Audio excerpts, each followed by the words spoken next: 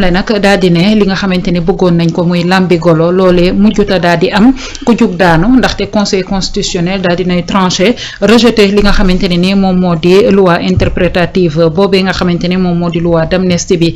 Moustapha tey Aïssata Tall Sall mu daal di wax am félicité boo xamante ne félicité na ko ñii di waa conseil constitutionnel tey mu daal di mel ni envisagé wul ay poursuite wala ay conséquences jëm ci li nga xamante ni moom moo di ancien régime bi nga xamante ni ñoom ñoo fi daal di nekkoon mu mel ni dara mbir mi mun na leen cee bañ a fekk. li rawaan wax rek moom lay feddali. En réalité Aïssata Tall Sall ay déclaration politique lay def. waxul benn yoon droit waxul benn texte. te à quel Aïssata se fier. bu ñu fàttali ko ay weer ci ginnaaw rek ay at ci un an ci ginnaaw. ñoom seen groupe parlementaire ak beneen groupe parlementaire bi ñuy wax wàllu. accusé wu ñu woon fii les magistrats yi ñu félicité tey de dafa am ay magistrats corrompus. Exactement. Oui. dafa ñu ko woon. def résolution au niveau du parlement ñoom ñi félicité laa wax de.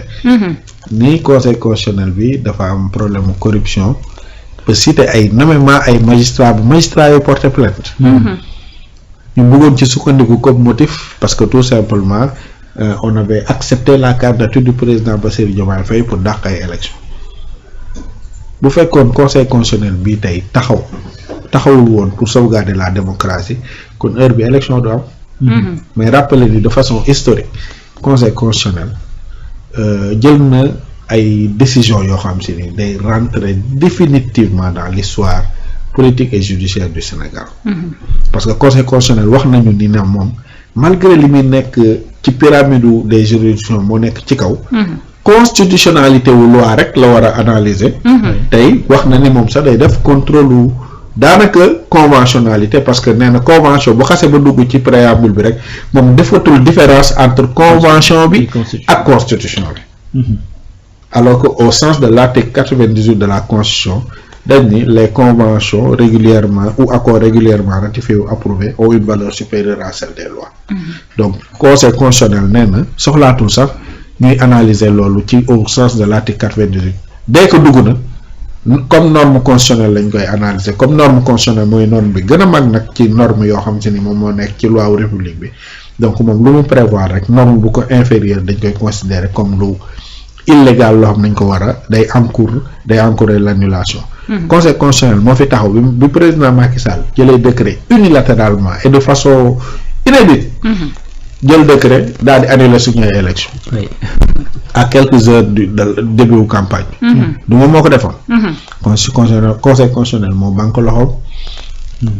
conseil constitutionnel pour la première fois xam nga légalité ou illégalité d'un décret. compétence ou exclusive cour suprême la. recours pour excès de pouvoir mais conseil constitutionnel dafa ñu wax bu doy waar mu ne comme matière électorale moom moo ci am exclusivité.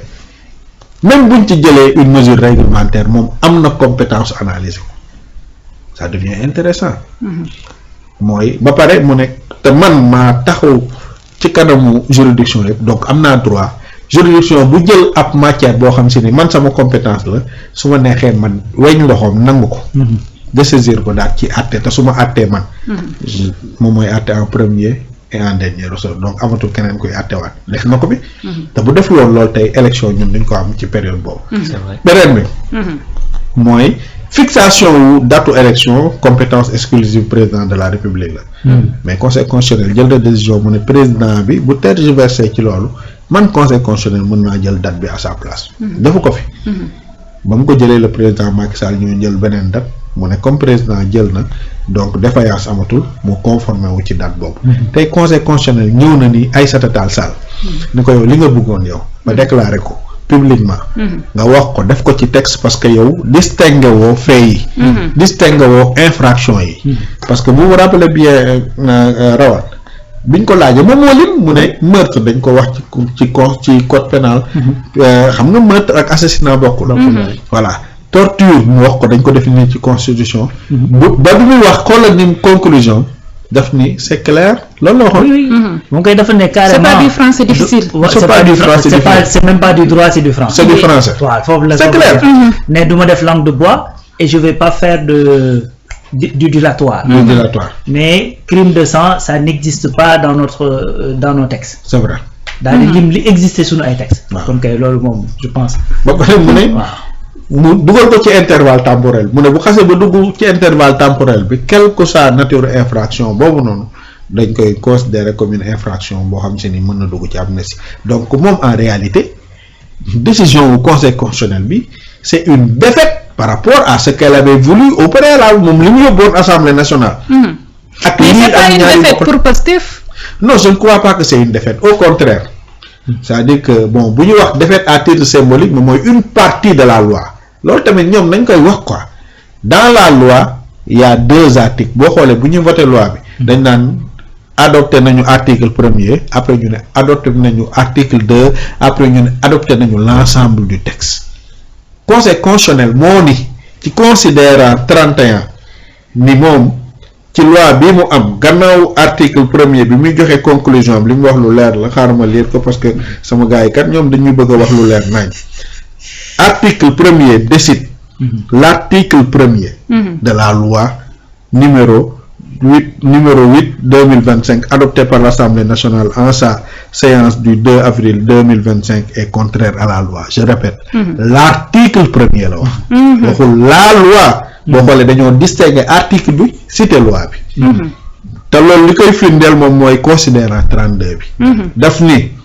considérant que le conseil constitutionnel n'a relevé aucun autre motif d'inconstitutionnalité de la loi attaquée donc moom benn motif doomu la jël te da cee basé wu uniquement sur l'article 1er ce qui veut dire que la loi préexiste et l'article 2 de la loi mi ngi exister donc Pastef amu ci défaite beneen mooy Pastef xam nga fan la ci amee victoire contrairement à la volonté du régime ancien c'est que rawaan nañu d'accord ni initiative loi boobu noonu volonté exclusive bu président Macky Sall la woon d'ailleurs moom moo jël décret soumettre ko assemblée nationale moom président Macky Sall donc initiative bi jógewul ci député yi mais ci gouvernement bi la jóge donc c'est le gouvernement qui voulait de cette loi fii nag le contraire c'est le parlement moo bëgg une clarification de cette loi maintenant la question qu'on doit se poser boo liiree la loi bi nga xam si ni moom la Amadou Ba proposé woon parce que la même proposition du député Amadou Ba de l'honorable député Amadou Ba mais conseil constitutionnel da koo jël en compte Amadou Ba xam nga lan la bëggoon bi muy créer bi muy def clarification daf ni sans lien avec l'exercice d'une liberté publique mu ne ou d'un droit démocratique est qualifié notamment d'assassinat de meurtre de crime de torture d'acte de barbarie de traitement inhumain dégradant cruel ou dégradant même si ces faits se rapportent à des manifestations politiques et quelle qu'en soit leur motivation donc moom def ni lii ma lim noonu infraction yooyu même bu fekkee ni dafa am motivation politique wala mu dugg dans le cadre d'une manifestation politique loolu mënul nekk ci cadre mënul dugg ci amnistie xam nga lan la ko conseil constitutionnel tontu conseil constitutionnel daf ko tontu ci considérant 30 bi daf ni législateur bi moom maanaam assemblée nationale mënul pour quelque prétexte que ce soit interprétative wala muy loi bu mënti nekk daal di def obstacle à la répression des crimes yi nga xam si ni imprescriptible mooy ni privé de la portée des principes relatifs à la sauvegarde de la dignité humaine le conseil constitutionnel même dafa dem beaucoup plus loin que li gars yi doon xaar parce que wax na ko ci benn considérant nee na man sañ naa sax relever d'office luñ ma laajul pour gën a mën a leeral lanterne wu ñi nga xam si ni tey je rends la justice au nom du peuple sénégalais mu ne motif pris que ces crimes seraient liés à l'exercice d'une liberté politique ou d'un droit démocratique ci considérant 31 mu ñëw wax ni mu lim leen notamment l'assassinat le meurtre le crime les tortures et les actes yi ma wax yi Amadou Ba lim xoola ci même ordre di demee sax la ko limee les barbaries les traitements inhumains cruels ou dégradants ne peuvent être inclus dans le champ d'une loi d'amnistie donc kan Amadou Ba ak Aïssata Tall Sall bi waxoon moom lépp a ngi ci biir ak Amadou Ba mi bëggoon génne lépp leeral conseil constitutionnel daal di ñëw leeral ci même sens bi Amadou Ba wax je pense que ñoom ñaar bu ñu toogee tëdd nelaw guddi wala ñu yeewu naan seen kaasu ndox bu sedd daal di xoolaat loi bi dinañ xam dëgg-dëgg kan moo war a jubilé ak kan moo war a am déception et je pense que dans ce sens Aïssata Tall Sall moom wax dëgg yàlla. lim ñuy wax moom leneen la mais moom lu mu bëggoon am ko c'est Amadou Ba qui a atteint son objectif dans ce sens et li tax mu atteindre ko à partir de maintenant gis nga.